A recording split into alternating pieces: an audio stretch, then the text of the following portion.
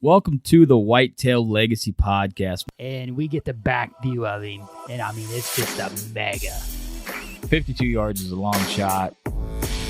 Magnum PI, what we named him. No idea. Just a magnum. Yeah, just a magnum. Come on cam last year, we said probably 150, mid 150. Yeah. Same doe from the morning come out with that 9-pointer.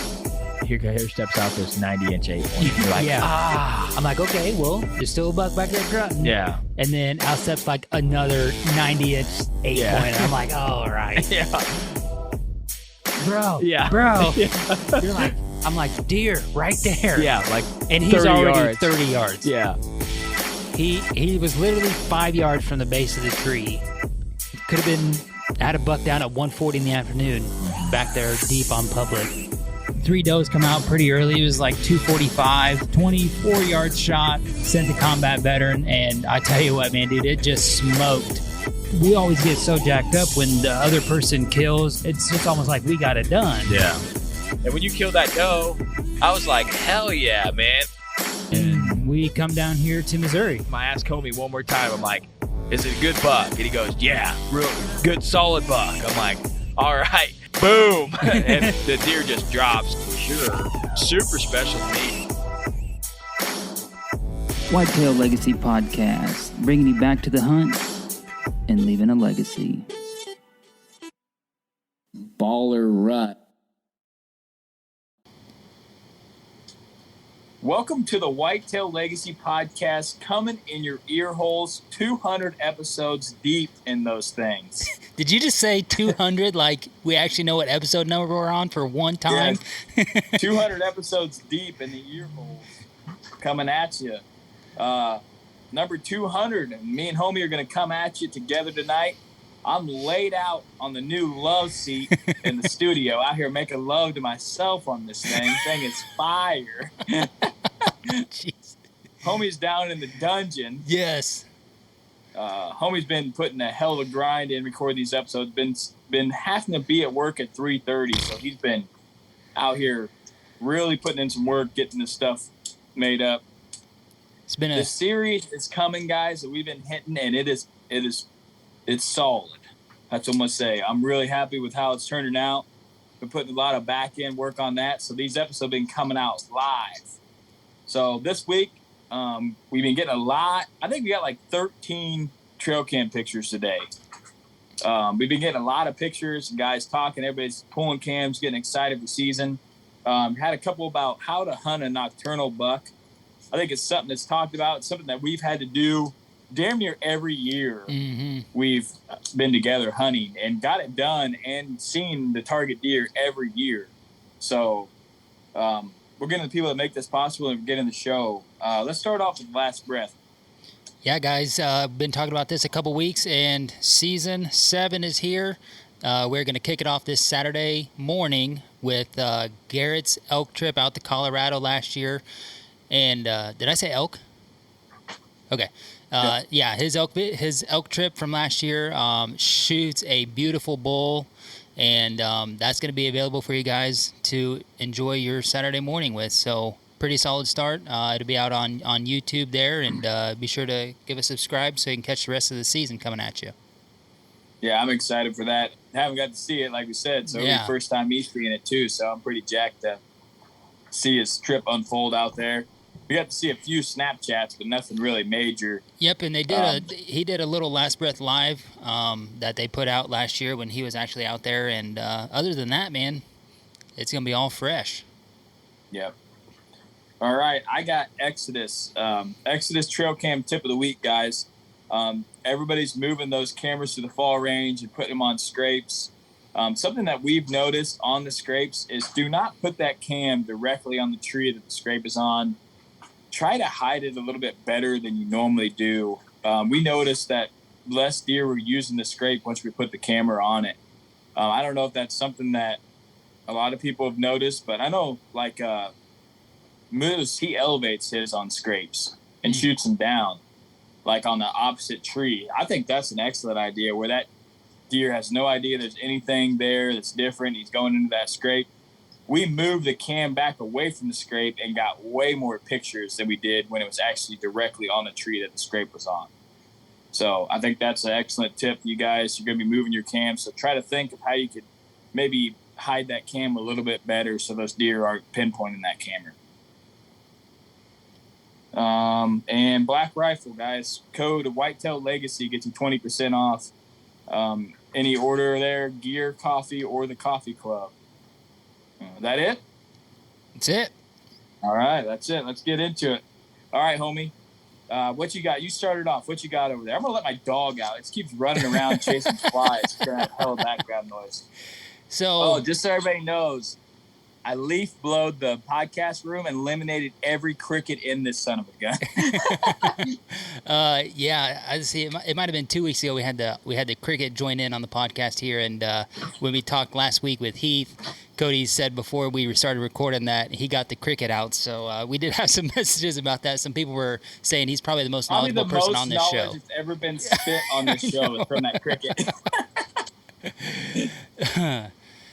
So we're going to talk about hunting bucks that show up on cam that are nocturnal. And we have, a handful of bucks every year, whether it's on public or private, that we got to go after. And we haven't yet to see them in daylight as far as being on cam when season rolls around. In hardhorn, I mean, we'll get them in velvet in daylight, and that's nothing. I feel like that's not an accomplishment there, but getting them in daylight, in hardhorn, after that September 15th, cutoff, we'll say, I feel like then you got a really good shot of, trying to get on that deer and get him daylight on your property. So, but if you don't have that buck on in daylight up to season, like, you're just going to have to really go over some things and hunt when the odds are in your favor. And what I kind of like to do is put a cutoff of like 3 hours after sunset is like when I would say he's nocturnal when he's on cam. If he's showing up within that 3 hour of sunset range, I feel like he's close and we got a pretty good shot at him. And we had that video last year, I think. Yeah, video last year of Westside at 3 in the morning until 3:30 of just straight continuous video, and he moved about 4 feet, and it was like October 12th. And he just was sitting there eating this bush. He was standing. He was eating this bush, literally doing nothing. So he's not moving very far. I don't know the temperature exactly on the exact trail cam videos that was sent, but I feel like if they're in that 3 hour range, you're not going to have to really bread trail him back, is what everybody kind of calls it, is having a camera that he's on, and then having camera B that, maybe that cam's in a dry spot or something, just not getting much activity on it, and you're going to pull that camera B and move it back, however far you think. I don't know if you got a couple of trails that come to one trail where camera A's at, or if you got a creek crossing down there that's farther back in the timber. If you want to put it on the edge of doe bedding or something like that, or where you think this buck is potentially bedding, that's kind of how you go about it. And then say you get him on camera B, so now you have him on A and B, so now you're going to put camera C even back farther deeper and keep trying to get back farther, and eventually you'll hopefully get on him in daylight. This is something that we have done quite a bit, and something that we continuously talk about, because getting that buck in daylight is a huge deal late September, early October, and you just got to get in really tight on them and hopefully not bump them when you go into setup. So that's and sometimes when you're moving those cams, you don't have to move them much. Like Magnum, we had 3 a.m., 12 p.m., 9 p.m., and then 100 yards away, we had him at 9 in the morning, daylight. Right. So a lot of people think, man, this, every deer is a little bit different. That's what everybody says, but you kind of got to shotgun pattern some cams in that area if you're serious about this buck. And that's the best way I think to do it. It's kind of put them, you kind of got a direction to travel on the one cam that you keep getting them on Nocturnal. That kind of just shotgun pattern some behind there. Maybe it's on a straight. Maybe, like you said, it's a creek crossing. Maybe it's a pinch. Maybe it's a couple trails coming together. And hopefully you can get that buck going back. But I think it's really hard to decide whether that buck is I'm close to him or he's a mile away. Like, there's a really hard line. 'Cause we've seen where bucks have been, hitting scrapes at nighttime on field edges. Mm-hmm. I feel like that's something that we need to talk about. I feel like if a buck is hitting scrape at nighttime, at midnight to 3, somewhere in there, I feel like that buck is pretty far away, living pretty far away. I agree. If he's hitting that scrape at 8:30, 9, he's probably fairly close. But if you keep getting him year after year, and he's midnight to 3, 4, 5 a.m., I feel like you're a long ways away from that deer. But the only way to figure it out is to kind of scatter those cams around, and we call it bread trailing. You're trying to bread trail this deer back. You got a direction to travel. You're trying to bread trail him back. And sometimes it might be a slight move. Sometimes it might be a huge move. That's something that you got to kind of think about your land and what you got. And, sometimes if you're hunting anywhere and it's close to the fence, even public or private, you can only go to the fence. But if you get him back to that fence and he's still nocturnal, that there's a good chance the steer's just not daylighting on your ground. Mm-hmm. And we've had that happen where, like Freeze, he just didn't daylight on our ground. He just wasn't there. You just run out of room. Yeah.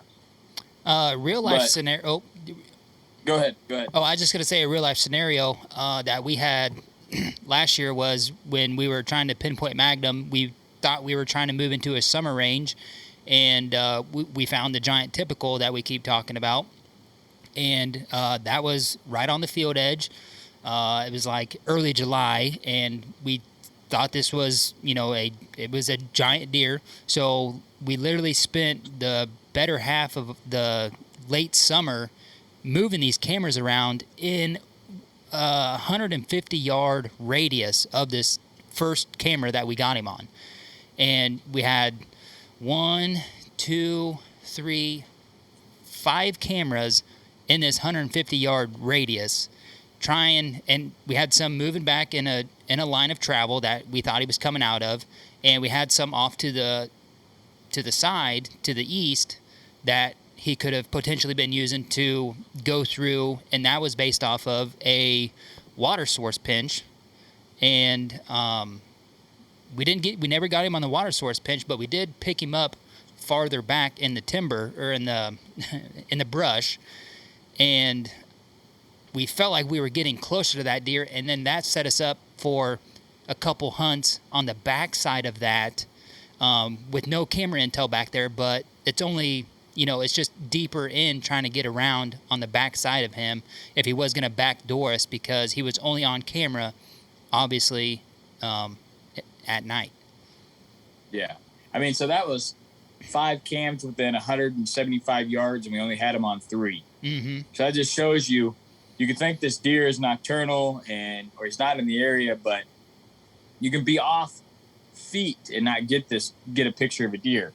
Trail cameras are a huge tool, but you can't depend on them solely. So we talked about bread trailing. We talked about slightly moving some cams. We talked about the field edge scrapes. I feel like if you're getting a buck on cam on a field edge, you can bread trail that deer back, but I feel like if it's in that time frame, he's pretty far. So, what would you say? Would you say the cutoff I have is 3 hours? Would you say you're about in that same general area? Yeah, I would say depends on the time of the year for me. Like if it's early season, I would say 3 hours. You're pretty close. I would feel you're getting fairly close. If it's late season, I feel like you're pretty far away. I feel like they're getting up earlier and moving late season, mm-hmm. kind of more in that straight pattern. And the rut, it's really hard to say. Nocturnal pictures are just kind of a shot in the dark to let you know that buck's in the area. Right. Pre-rut is different, though. I feel like if you're 3 hours away on pre-rut, you're maybe pretty far. It comes back to, the weather conditions, like we're going to talk about in a little bit. But so we talked about, we want to talk about some things that you can do to have an opportunity at this deer that we do and been successful for. But first, we want to talk about the number one thing that you have to decide. And you have to decide if this deer is big enough or cool enough or important enough for you to target him. If you got all your resources on this deer and he's nocturnal and you got no daylight pictures of him, you could literally never see this deer. Like, it could be a one-time deal. You come through and you never see him again. So you have to decide what you're going to do. And we've heard stories just like the giant from Ohio last year had a couple of nighttime pictures of him and then end up killing him in the rut, just going in there on a whim. But it's definitely lower odds than something that is close to daylight or daylight. You still got to get in there and make a move. Deer still got to be there, but I feel like your chances are way lower. So that's something you need to decide early. You only get so many days to hunt. You got to decide, am I going to hunt this deer or I'm going to try to find something different or go out for different buck? Would you say that's like the number one choice you got to make? Yeah, because, we've all had deer like this that, we get a giant buck in the, whether it's pre-rut or rut, that we get on camera at 2 a.m. and then all of a sudden that deer's on top of your mind. And, yeah, he was on that property right in front of that camera, but just like you said, your chances are really low. And, crazy shit does happen out there. Don't get me wrong there. But after about the fifth hunt, you're going to feel like you're starting to maybe waste some hunts because you only get November 13th one time a year. Regardless if it's 80 degrees or 35, you only get one time. You only get one day a year, man. And I know last year we started off with a couple really good hunts, and we had some bucks on the fringe of daylight. Like, that camera's in like the gray mode. It's not black, but it's not daylight. And we started off with really good hunts that were high odds. And, after a couple times of not being successful, you're like, okay, we need to switch it up or something. And that's something that can, that's where the mental side of hunting comes in that I really embraced the last 4 years, is trying to just stick to a game plan and endure the grind, as everybody says. So just got to weigh it out, man, because them days fly by. Yeah, you don't want to be going in on a giant on a whim when you know that this pinch back here is solid this time of year. Yeah. It's a decision that you have to make. But though the nocturnal bucks, I think that is literally one of the hardest bucks to kill. Like, a traveling buck is hard to kill. Like a deer that has a giant home range is hard to kill. But if you're in a high pressure area, on public or even high pressure private where your neighbors hunt a lot, you're in there with other guys hunting, and you got a deer that's just pretty much 100% nocturnal, it's really going to be really hard to kill that deer unless you get in the rut and, something happens crazy, or, gun season comes around and more people out there and he starts pushing them.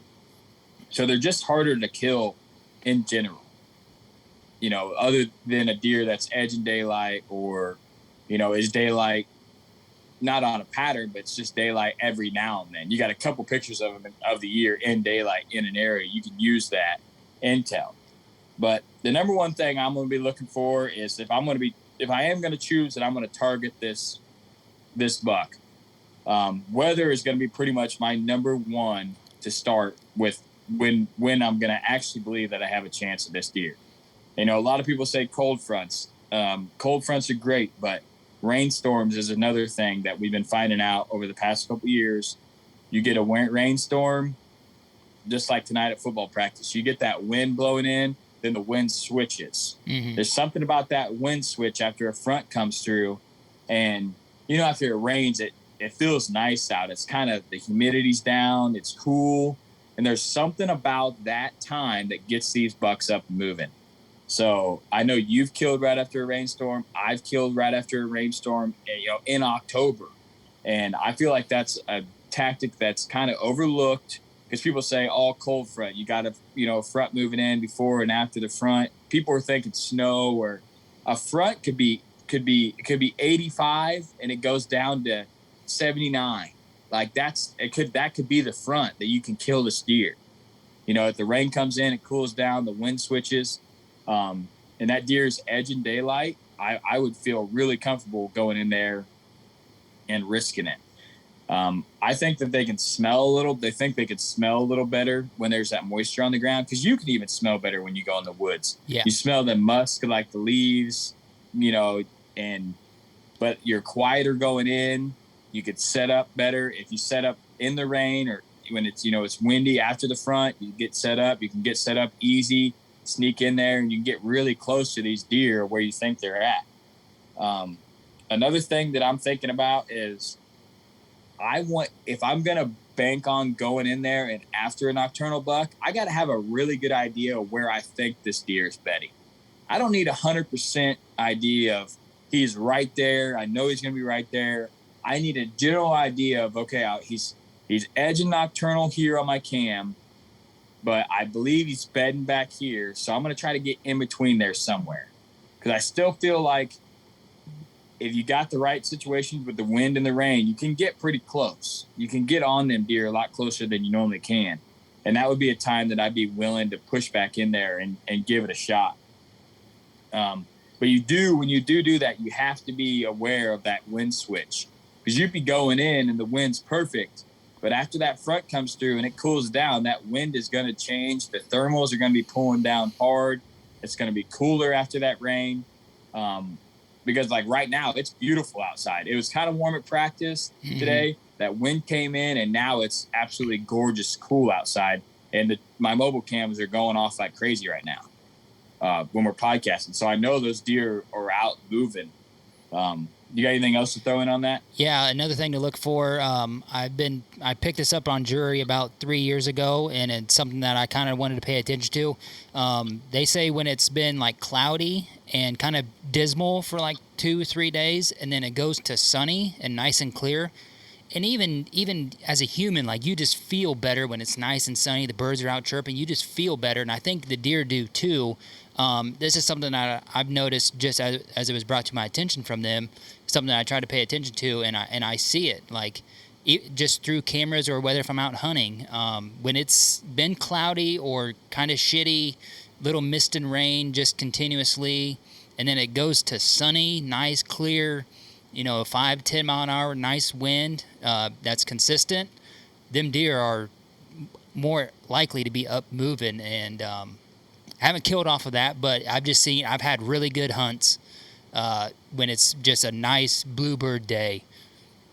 I think that's with everything. I know that when I'm dove hunting and it's kind of rainy and nasty a couple of days, you get that first nice day, the birds just fly incredible, And yeah, and I'm the same with you. I feel like there's something to that too, where there's actual have some low pressure, foggy, nasty days, and then you get that first bluebird day. The pressure rises, and most of the time, that first nice day is after the front's all the way out.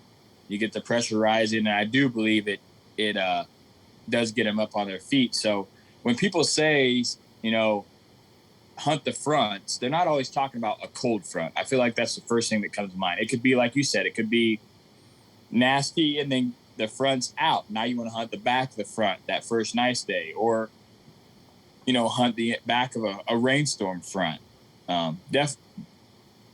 There's definitely something about that weather switch. I don't know if it's a wind thing or what it is, but there's something about when the weather changes dramatically, deer move. Yeah, and the more I talk to a lot of people like Justin and Heath, the more that they love the back end of hunting those fronts almost more so than the front of them. Yeah, I've had more luck at the back end. I've had no luck during the front.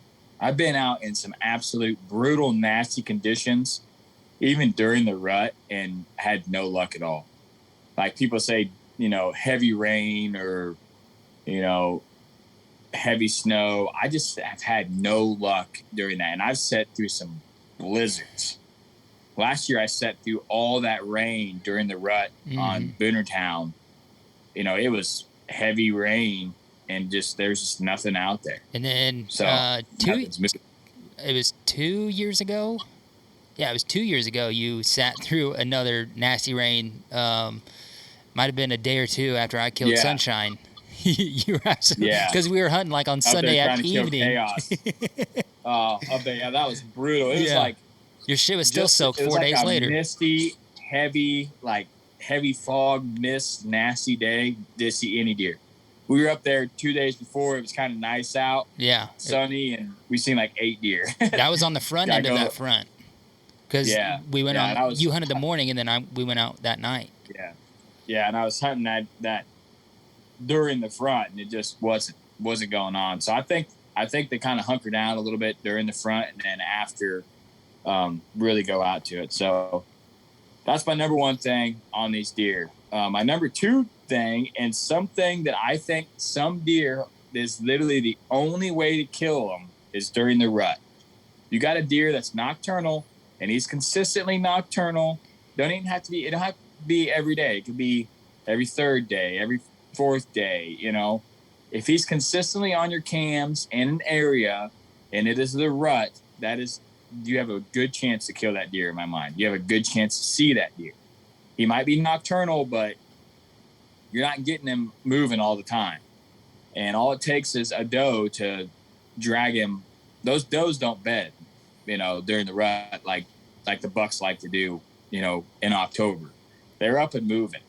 So just like Freeze last year, or Magnum last year, 80 degrees, you know, and if it would not have been the rut, there's no way we would have encountered that deer. The year before, if he wouldn't have been on a doe, there's no way we would have encountered that deer. That deer was nocturnal and did not move a lot during daylight, but he moved in ass load at nighttime because he knew he was safe. Right. Just like Freeze, same thing, another giant. The deer moved a lot at night. We got a lot of nighttime pictures of him working scrapes, moving, edging our stands. Daylight, no pics at all. You know, and you have to find a spot where, like Freeze, we were in a pinch between where he liked to chase does and where he lived, where he liked to be, where we knew the does were over here. We were hunting the center of that. Okay, this is our area. We think we could catch him in the rut. Freeze, we were hunting the pinch where we knew he was living on the neighbors. We were hunting him coming off the neighbors, edging, going into the other neighbors where all the does were. We knew kind of where his edge was. So I feel like you can kill him in the rut, but there's a certain area that deer is going to be comfortable with. And a lot of times it's where you got nighttime pictures of him. He still knows that area. He's still cool with it. And just got to set up and make the best of it. And if you're going to risk it on a nocturnal buck, that is, in my opinion, the best time to risk it and waste a hunt. Because in the rut, if you're out in the woods, I feel like if it's October 5th and you're out in the woods and you got some bucks in the area, but you don't have anything consistent, and then you went November 10th and went to a spot that you knew nothing about, I feel like your odds of killing November 10th are better than October 5th. Even if there's 5 shooters in this area, I still feel like going in November 10th, because you have the odds of bucks moving randomly through there and does moving around longer and more people out there hunting, bumping deer. The odds are just so much higher. And that's why you see so many more deer get killed in that time frame. So if you're going to risk it on a nocturnal buck, save it for the rut. That's, in my opinion, the best time to do it. Now, saying that deer could get killed. We've experienced that. You know, you only get so many hunts at these deer, and then the neighbor could kill them. Another guy in public could kill them, just like Matt last year. You know, neighbor killed a giant that they were trying to get on. He never seen that. The neighbor never seen that deer. He was in a weird spot on a doe, shouldn't have been there. That was, the first time that dude, wasn't it the first or second time that guy had been out? Yeah. and that stuff happens, and that's a risk that you have to take if you do try to wait until the rut, because deer do dumb stuff. You got anything else over there? No, I just want to touch on something you said. Just like knowing if that deer's bedded on your property or not. This is where we would run a trail camera on video mode to get a longer graph of intel to get for us as far as direction travel, where we think he's bedding. Get a little, maybe just like you said, we don't need to be 100% sure, but a general quadrant is nice to have. And I feel like if you get 2 to 3 cameras back in the timber deep in the area that you can pick him up on, you're going to have a better idea, and it's going to be a little bit earlier, and to see potentially where he's bedding from.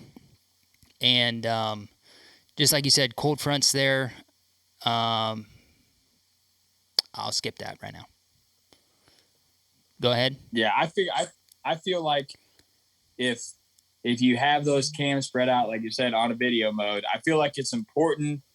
If you scouted your ground, you kind of have a general idea where you think he's bedded.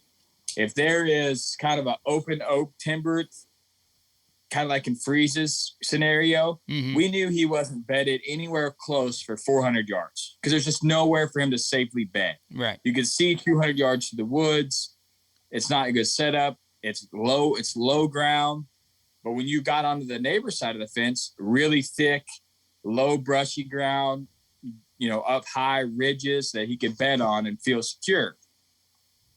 And if you scout your ground, you can kind of have an idea of, okay, he's coming from this way, it's not too far away.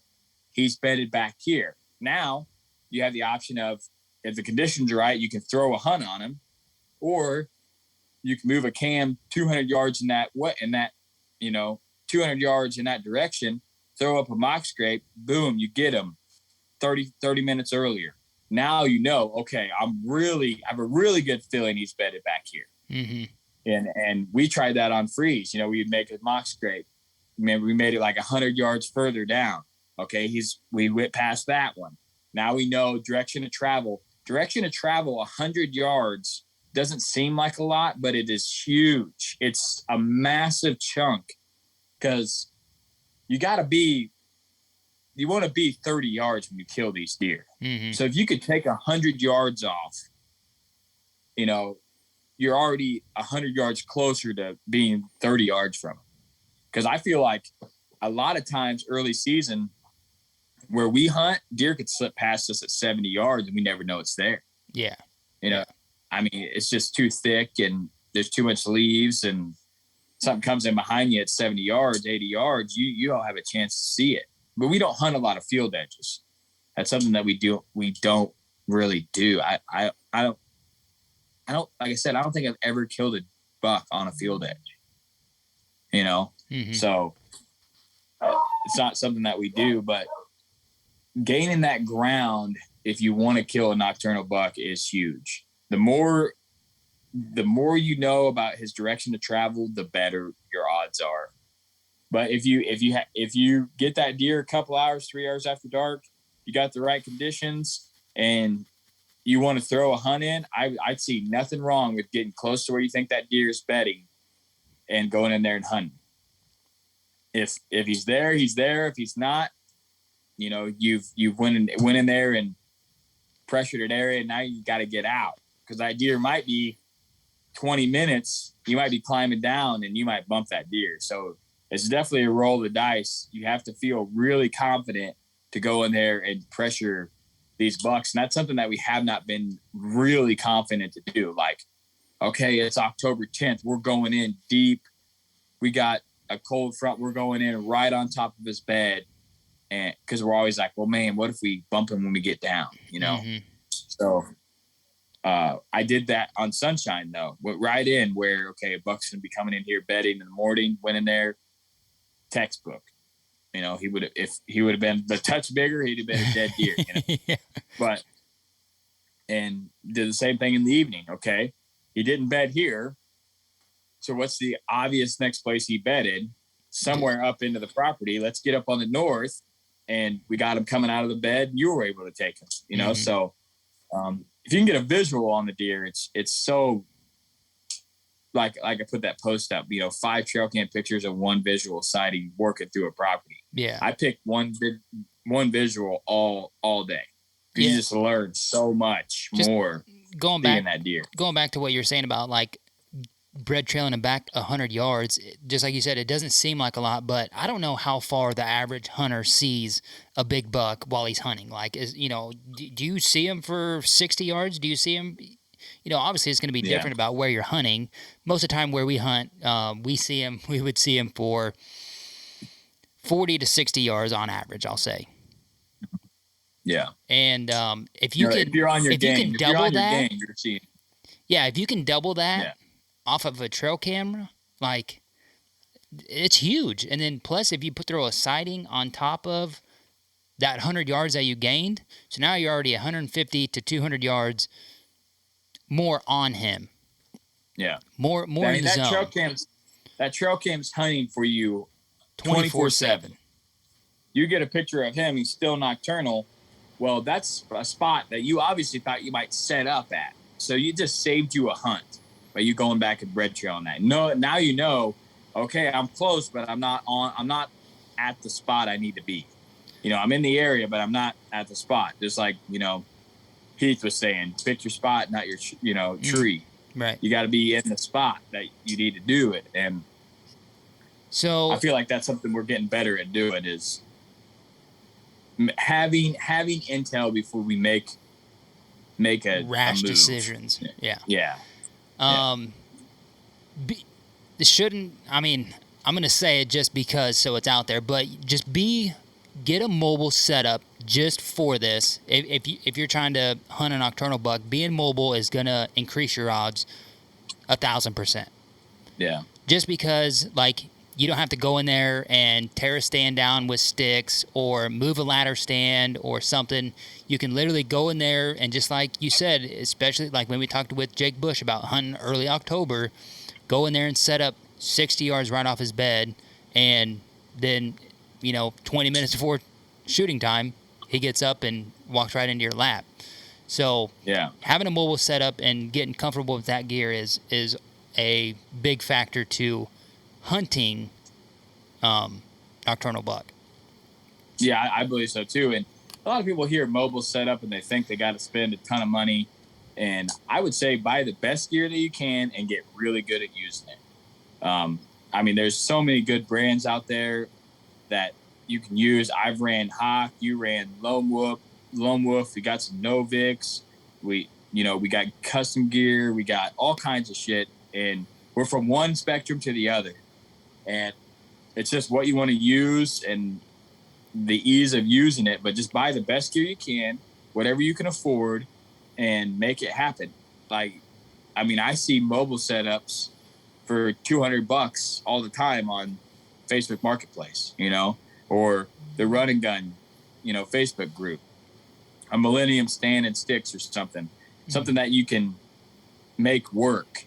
And you don't have to have the best of the best, but if you can afford the best of the best, hell, get the best of the best. Because if it's something that you're going to be trying to do for the foreseeable future, and I was talking to Nick the other day about why I like hunting the way we do, and it's because it's almost like back in the day when you ground hunted with your dad, and you would move 50 yards and set up and sit there for 3 or 4 hours. You're always in a new spot. You got new scenery.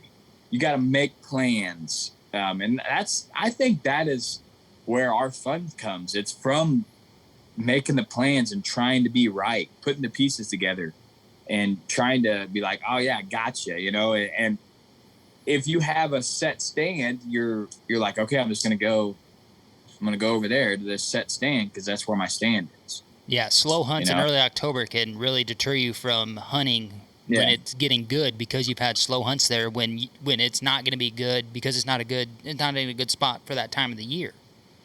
Yeah, and every hunt in an area is you're gonna affect deer at some point. Mm-hmm. That's the number one thing that I believe the reason people don't kill giants every year is pressure that they put on their ground. That's the number one thing. It's time and stand and pressure that they put on their ground. The deer, if the deer are there, you know, there's a reason that they change and they're not there now. And most of the time it's human pressure. Because you get excited, man. You get that big buck on cam, even if he's nocturnal, you're in there. You're okay, I'm gonna move these cameras. You know, you gotta be strategic in your moves, and you have to understand that everything has a risk to reward, and you have to decide if it's worth it.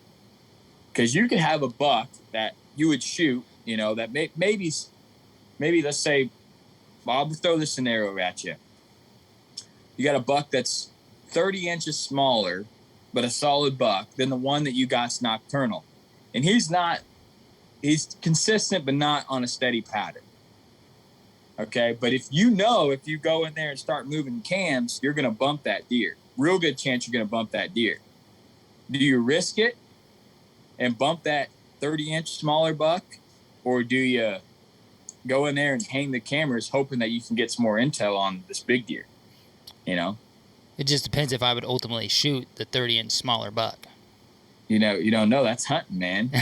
That's a decision that you have to make. That's why I said the number one thing on a nocturnal buck is you got to decide if it's worth putting the bread in the basket or not. You know, you got, just like us. Every year we're like, okay, this buck's really hard to kill. Is it worth going in there and trying to kill him? And most of the time it's hell yes for us. Yeah. But have we missed opportunities on other deer? Absolutely. We've seen it firsthand. You know, we've seen it firsthand. Feel real dumb. Yeah, you're doing radical stuff trying to kill other deer, and the mobiles are popping somewhere, or you see deer somewhere that you wanted to set up and didn't set up because you wanted to be in the zone.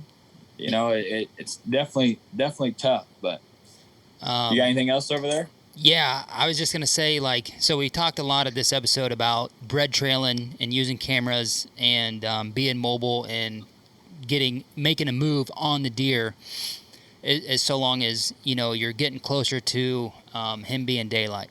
So how do we go about getting cams moved and, like you said, not trying to bump deer and such? We got kind of a stash away pile. We got 2 or 3 cams usually hanging around, and it might be on a field edge, it might be in the garage, it might be in my book bag. You know, I don't know. It might be a cam we put out and it was messing up, so we brought it back to the house and got some new batteries in it, checked out the card, made sure everything was good to go, and it's ready to rock again. We're gonna put that camera back out and put it where we want to put it when we go hunt, while we're out there hunting. Something that we're doing more is trading a hunt, per se, for a scouting trip. We've done this more on public than we have our private pieces, but one thing that I really like to have is a camera. 75% of, I would say, our cameras are within shooting range, or the pictures of the deer we're going to get are within shooting range of a tree or a couple trees that we're going to be able to hunt out of and shoot that deer. So if we get them on camera, could have been a dead deer because it's 20 yards from the tree, you know. So we're not necessarily going in there on our private piece and, you know, running the whole thing and on October 17th to try to make a move. But while we are making a move, at the same time, we're going to deploy a camera a little bit deeper after we hunt if it's more invasive into his bedding. So that's just kind of how we are going about deploying the cameras and not trying to put too much pressure in the area. So it's only a one trip in and out instead of, I'm going in to hunt. Okay, now I didn't see anything. So, 3 days later, I'm going back in there to put this camera up, when really you could have just went an extra 60 yards after you hunted, after you're already in there, and you know, okay, as far as right now, nothing's here. So I just, you know, get in and get out. That's kind of how I think about it. Yeah. I think something that we're getting better at is you don't want to waste an opportunity. So, man, I'm going to go hang these cameras in season. We always got to stand on our back when we're moving. Mm-hmm. because you never know. You could go 70 yards. The sign could be incredible. There's nothing worse than going, shit, I got to go 1.5 miles back to the truck to get my stand because I just planned on hanging a cam. Just take it all with you. Take it with you. Have the idea that you're scouting. But if you figure out, okay, man, there's a hell of a sign here. This is kind of in the direction of the travel where this buck that I'm getting nocturnal is. Throw a set on that. Don't wait and be like, I'll put a camera on it and then I'll see if there's anything here. Throw a set at it. Get down, hang the cam, get out, make it worth your while. Hopefully, we're kind of at a predicament right now of, do you leave a mobile not in the game, or do you have all your mobile cams in the game? Like that's a tough one. Yeah. Because you want that intel right now, but it would be really nice to have a mobile if you had something that was popping and you found it and you boom, now I got a mobile on it. Now I know I'm going to be hunting the next 5 days.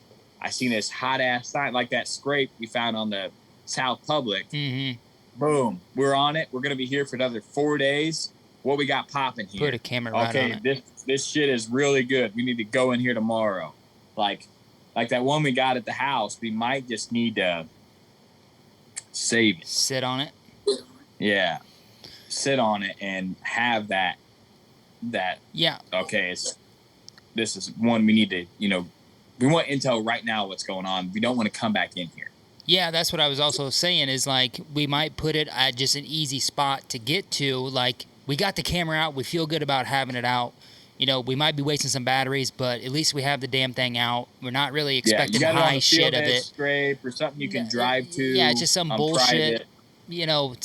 Some spot out there. It's just out there. But you got it out there so you can get intel and say something crazy happened. Exactly. In 10 minutes, it's an easy ass grab because you need it. You need it right now. And it's either that type of scenario or one that was out in summer, got smoked by ants or something. We brought it back, got it all taken care of, and it's just hanging out now. Now we don't really need to get it out because we're in season, and we don't need the intel that bad for just a bullshit spot because we're not gonna ever hunt there probably. So it's just chilling, and then be like, okay, and if I can hear an excuse coming of somebody says, well, I don't, my bag's full, my pack's full, I got my camera shit, or, I got a small bag now, I just run a fanny pack. Just take that camera strap and just tie it around you like you're a tree. I do that all the time with cams, or, if my bag's full, just run that thing around you and it'll hold. Mm-hmm. Yeah, you have it on your hip or like you're carrying a gun all the time on your side there, which it's nice when you're running as many camps as we are. But I think the main thing about this episode is if you got a nocturnal buck, don't take that buck as there's no way I can kill this deer. If you really want to kill that deer, put some work in. Maybe that deer is daylight 100 yards away. We've had that happen. It seems impossible, but we've seen it multiple times where that deer, for some reason, is daylight 100 yards from there, but not daylight at all. We got 3 mobiles, like 200 yards away? Shit, I don't know. 100 yards away. Yeah. He's daylight. Never on those 3 mobiles daylight. And so you got 2 of the cameras 60 yards apart on the same trailhead. Like it's the same trail. They're on one. And he's on their different times. Yeah. I'm just like, where did you go? There's nowhere to go. There's a tree and a cliff. Like that's all you got to choose from. Yeah. Or the trail. But he's with not the other on camera. There. He went to that cam and turned around and went back or something. Yeah. I don't know. I don't know. See, and that's we know where it's daylight straight north of there, and just crazy and how. But don't bank that deer as, man. He's just nocturnal. I'm not gonna hunt him. But you also got to decide if it's worth it or not. Just put the work in and you'll figure out if it's worth it or not. And, try to wait for those fronts to make a move and just do the best you can. That's about all I got on that. Yeah. All right. That's it, man. Yeah. Episode all right, 200 guys, is a wrap. Yeah. episode 200. Huge thank you to everybody that's supporting us. Download numbers have been incredible. You guys are really, really helping us out. If you guys are on iTunes, want to leave us a review, that would be awesome. We'd like to hear from you guys. If you got a buck, trail cam pictures that you want a little help with, maybe bounce around some ideas. We get that all the time. We love it. We love talking whitetail to you guys. Send it to us. We'll go over the scenario with you, and we'll tell you what we would do. Might be wrong, but hell, at least you get a different opinion on someone. And a lot of people are scared to show trail cam pictures, but hell, I ain't going to Virginia or Pennsylvania or Ohio, anywhere to hunt a whitetail. I got big enough ones right here, to hunt. So I wonder how many people sit back and are like, man, this is radical as hell. Yeah. Some shit. Yeah. But we get, like I said, we got 12 today, like multiple picks. It's just crazy. But it's good to talk to people, bounce back ideas. We do it too. We do it with people that, we look up to as hunting, and we trust their opinion. We send them pics and say, hey man, what's the move here? What do you think? It's just cool to get other people's opinion, but don't be afraid to reach out. We're always here. We appreciate you guys listening, tuning in. We love you guys to death. We cannot wait to release this series that we guys got coming. So definitely. I was to say just a little bit more detail on that is we should start rolling these out the last week, the last prime rib day of September.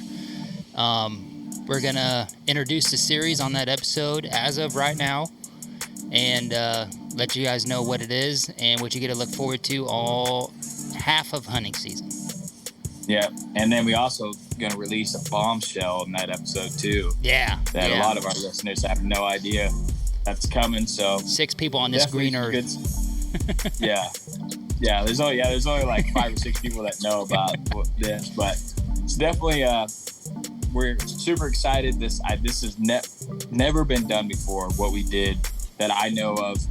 We've talked to multiple people, and they're really excited for it because it's hopefully something new and exciting that hasn't been talked about on podcasts a lot. And it's going to bring value to a lot of people. I listen to them and I'm like, there's just certain things that are said that make an impact, Yeah.